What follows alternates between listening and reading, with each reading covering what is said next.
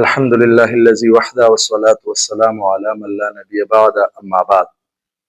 نبی علیه السلام د سیرت په حواله سره د صحابه د ایمان دراوړلو واقعیا هغه تیر شولا او د بعضی صحابه د ایمان دراوړلو واقعیا په هغه کې یو د عمرو بن عباس رضی الله تعالی عنه هغه خپل باندې فرمایي چې په د افتدانه یعنی د کفر او د شرک د دور نه زه د دغه د بت پرستۍ و غیره د دې زه سخت خلاف ما د دینه بیزار او ما چرته بت پرستی و غیره هغه نه دا کړی او ما ته به دا اندازه کېدل چې دا بوتان دا نه د نفي خاوندان دي نه د ضرر مالکان دي دا خو بس اسیو محض بس د ګټه ده چې د دینه خو څه فایده و غیره هغه نشته دي او علماء د اهل کتاب سره بکینا سلام او د اغینه به معلومات کو نو خپل واقعیا بیانوي چې یو اهل کتاب یو عالم سره کینا سلمات نه تاسو وکاو او چې کلمه نه تاسو وکاو چر د ټولو نه افضل دین دا کمی او دی دا تاسو نه ویما وکاو افضل او بهتر دین کمی او دی نو هغه عالم راته وی چې را په مکه کې یو سړی هغه ظاهری دن کې دی او هغه به توحید طرف ته دعوت ورکوي هغه د ټولو نه بهتر او افضل دی او که چېرته تا دې وموندو نو د دین تابعداري وکړه د اتباع ضرور وکړه د اتباع پرېږده ما عمرو بن عباس رضی الله تعالی عنہ فرمایي چې کله دا خبره ذهن ته راغله هر وخت په ما د مکې د حل احوال نه ځان خبره وکړه بس وختونه امه مې ته تپوس کوه بس وکراتونه امه مې ته نه د مکې په باره کې هغه د معلومات په میتنه کو تر دې پوري چې ماته د نبی علیه السلام خبر را ورسېده چې د نبی علیه السلام بعثت هغه شوی دی نو چې کله راته دا خبر را ورسېدو نو بس وې زه پاتې نشلم چونکې ما د مخکې نه معلومات کړو نو ماته دا اطلاع شوی وه چې ته به د دې سړي تابعداري که تا ومونده د ده تابعداري وکړه موقع خو راغله چې ما دې ومونده خو هلته ته اوس تګ دی نو وی روان شلم مکې ته چې مکې ته وی روان شلم هلته ته ورسېدلم او چې هلته ته ورسېدلم نو په داسې طریقې سره د نبي علیه السلام سره میلاو شلم چې ډېر په خفیه طریقې سره په خفیه انداز سره میلاو شلم چې په ما باندې څوک خبر نشي نو ما ورته وی چې ته څوک یې نو ما ته وی چې زه خو د الله نبی یم د الله رسول یم وی ما ورته وی چې ته الله رالیږلی نو ما ته وی چې او زه الله تعالی رالیږلی یم او تا ته بیا مې دا تپوس کړه چې تا ته الله څه پیغام راکړی دی په جواب کې راته دا وایي چې ماته الله تعالی دا پیغام راکړی دی چې زه د الله تعالی وحدانیت هغه د خلکو ته ورسوم او دا خلک د دې بوتانو د دغې د دې عبادتونو او د سجدو وغیره نه منع کړم نو چونکې دته خو هلته کې مخکې نه هغې د اهل کتاب هغې عالم ورته ویلي وو چې دی به دغه توحید دعوت په ورکوي او د دغې څیزونو نه دی بېزاره دی او عمرو بن عباس رضی الله تعالی عنه خپل هم فرمایي چې زه ابتدا کې وم د دې نه څومه بېزاره وم نو چې کله مې دا خبرې واورېدې نو بیا مې ورته وی چې تا ته د دې سره سره بل څه حکم راکوي وی ما ته حکم دا دی چې د صله رحمۍ یعنی د خپلو خپلوانو سره هغه صله رحمي کول د هغې سره هغه خپله رشته داري پالل وی دغه وی بیا تېنه ما تپوس وکړو چې آیا ستاسو که ملګري هغه شته او که ملګري دي نشته دي وی ما ته وی چې او ما سره زما تابعدار فرمانبردار شته دي چې ما سره کوم کسان دي هغه ما سره دوه کسان دي کم دي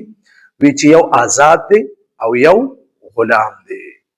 ماته نو وی د آزاد نه څوک مراد دی د غلام نه څوک مراد دی نو وی د آزاد نه ابوبکر صدیق رضی الله تعالی عنہ مراد دی او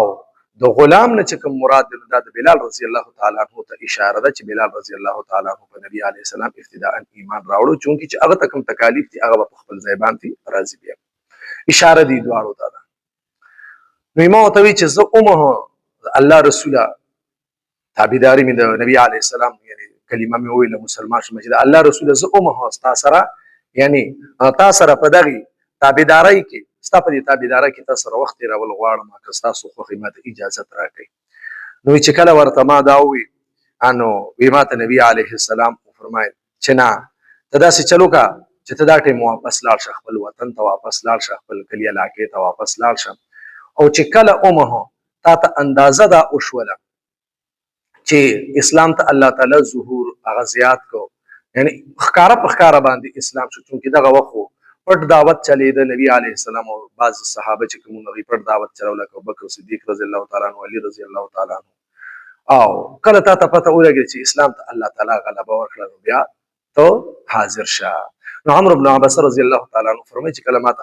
د هجرت پته ولګېده چې نبی علیه السلام مدینې منورې ته هجرت کړی دی، نو لاړم مدینې منورې ته. نو سره میلاو شلم چې کله وی نبی علیه السلام سره میلاو شو، ما ته وی چې د الله رسول صلی الله علیه وسلم ما ته وی چې او مې پیژندې هغه چې تم خپل کلی ته لېږلې وي. نو دا د عمرو بن عباس رضی الله تعالی عنه هغه واقعا اسلام دراوړلو. بل واقعا د اسلام د ابو ذر غفاری رضی الله تعالی عنه مبارک راضی چې ابو ذر غفاری رضی الله تعالی عنه ابن عباس رضی الله تعالی عنه هغه فرمای روایت چې ابو ذر غفاری رضی الله تعالی عنه کله هم د نبی علیه السلام د بعثت خبر ورته وشو، نو دا د غفار قبیله ځکه ورته غفاری ویل کېږي نسبت خپل قبیله ته. نو چې خپل رور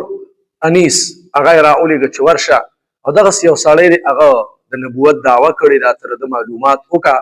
او په د باندې چې د څه دعوت ورکړي د هغې معلومات وکړه چې کوم کلام په د باندې نازل شوی دی هغه کلام واوره او خو په غور سره واوره او راشه بیا ماته دی هغه اطلاع راکړه. ابو ذر غفاری رضی الله تعالی عنه فرمایي نو خپل روري ولېږه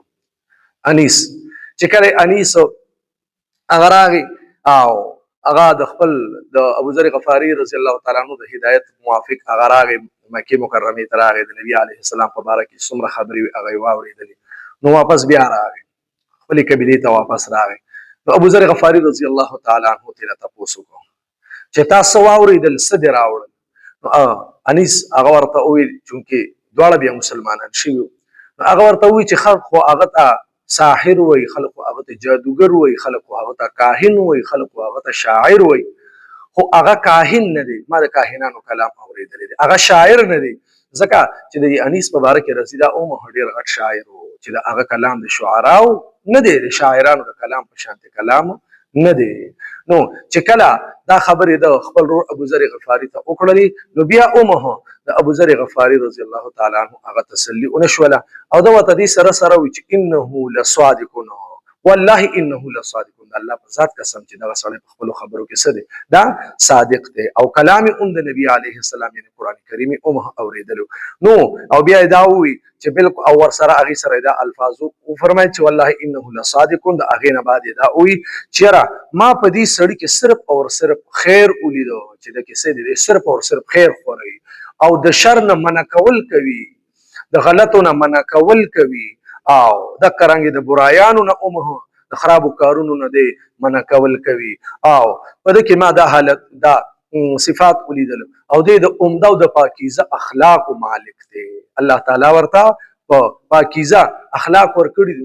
د خو اخلاق هغه حکم کوي او یو کلام خلکو ته اوروي چې هغه کلام هغه د شاعرانو کلام نه دی، چې کوم ورته خلک نسبت هغه د العیاذ بالله د شعراو کوي. نو چې ابو ذر غفاری رضی الله تعالی عنه کله د خپل روح د پوره بیان واورېدو، نو بیا د زړه ته هغه شانتي تسلي هغه میلاو نه شوله.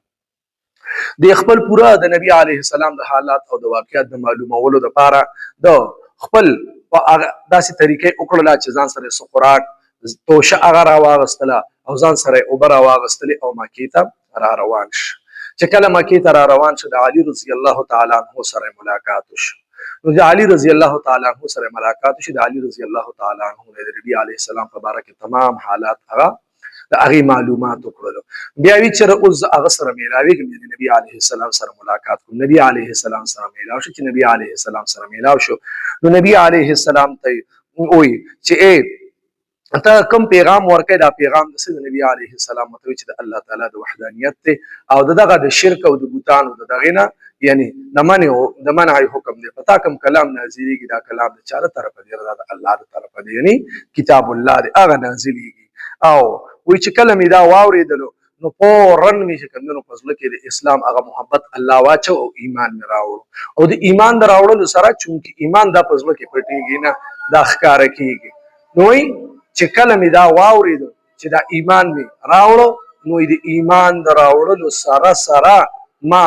لاړم او د حرم په سرزمین، د حرم په ځمکه باندې یعنی په حرم کې ما علی الاعلان د خپل ایمان اعلان وکړو چې یعنی ما ایمان راوړی دی او د ایمان د اعلان کولو سره د کفارو هغه په ما باندې هغه ټول رالل او دومره زیات اوالم چې په مخې زه په ځمکه باندې پرېوتلم. عباس رضی الله تعالی عنه راغی خلکو نه جدا کړلم، خلک یې زمانه لرې کړل او راته وویل چې الله بنده ته دا شانتي کار کوي چې ته د بل ځای نه راغلی او ته اوس داسې خبره کوي. دا خلک خو د پیغمبر دشمنان دي چې دشمنان دي، نو دوی خو پیغمبر ته تکلیف نشي را رسولی، نو بس تا ته یې هغه لاره وموندله، تا ته یې تکلیف را ورسم. نو چې کله ما دا حالت ولیدو نو ما ورته وی چې د الله رسول زه دلته کې تا سره پاتې شم. ما ته نبی علیه السلام راته وفرمایل چې نه ته دلته کې پاتې کېږه، بلکې ته داسې طریقې کار وکړه چې ته لاړ شه او ته او ورور دې دواړه دې نه معلومیږي چې انس بیا هغه انیس بیا ایمان راوړی. نو چې دواړه لاړ شي او تاسو په خپل قام او په قبیله کې خلکو ته دعوت ورکول شروع کړئ. نو چې زه رالم خپلې قبیلې ته واپس رالم، چې کله خپلې قبیلې ته واپس رالم نو د قبیلې خلکو ته دعوت ورکول شروع کړل. د ټولو نه وړومبې وی دواړه ورونو خپلې والدې ته کېناستو چې یاره دغه شانتي یو الله تعالی یو پیغمبر هغه را لېږلی دی او هغه موږ ته دا کلمه ویلې ده او د ښو اخلاقو او د ښکلي کلام هغه خلکو ته دعوت ورکوي، د بوتانو د دې څیزونو نه منع کول کوي. نو زموږ مور په مخه ایمان راوړو او موږ دعوت شروع کړو تر دې چې کومه غفار قبیله وه هغې کې نیم ایمان راوړو او نیم خلک هغه دغه شانتي پاتې شولو. نو د دې دواړو واقعاګانو نه دا معلومه شوله چې نبي علیه السلام دواړو ته دا ویلي دي چې کله ظهور د اسلام وشي نو تاسو بیا یعنی هغه راشي او د هغې نه مخکې د ظهور د اسلام نه یعنی تاسو هغه مه راځئ، یعنی ظهور د غلبې د اسلام نه مه راځئ چې کله اسلام ته الله تعالی غلبه ورکړي. نو د دې نه دا معلومه شو چې د وحي په ذریعه باندې نبي علیه السلام ته معلومه شوه چې الله تعالی به ستا د دین غالب کوي په نورو ادیانو باندې. او دغه رنګې د دار ارقم په باره کې راځي چې دا دار ارقم دا د ارقم رضی الله تعالی عنه حضرت ارقم رضی الله تعالی عنه کورو او دار ارقم یعنی د ارقم کورو او دا د صفا په ډیرای باندې د صفا په ډیرای باندې او چې کله ابتدا د اسلام کې به کوم خلک هغه مسلمانان کېدل چونکې هغه لږ خلکو وړه ډله وه ابتدا د اسلام نو دوی به د ارقم رضی الله تعالی عنه په کور کې کېناستل د دې وجې نه ورته دار ارقم وایي چې هلته کې به د صحابه خپله یو مشوره به کېدله. او د هغې نه بعد چې کله وایي عمر رضی الله تعالی عنه ایمان راوړل، عمر رضی الله تعالی عنه د ایمان د راوړلو نه بعد بیا د صحابه یو ځای منتخب نو چې کوم ځای به صحابه جمع شول هغه ځای کې به د هغې مشوره کېدله چې د عمر رضی الله تعالی عنه په وجه باندې اسلام ته الله تعالی ډېر زیات طاقت هغه ورکړی و. الله دې موږ تاسو ته په ټولو باندې د عمل کولو توفیق را نصیب کړي.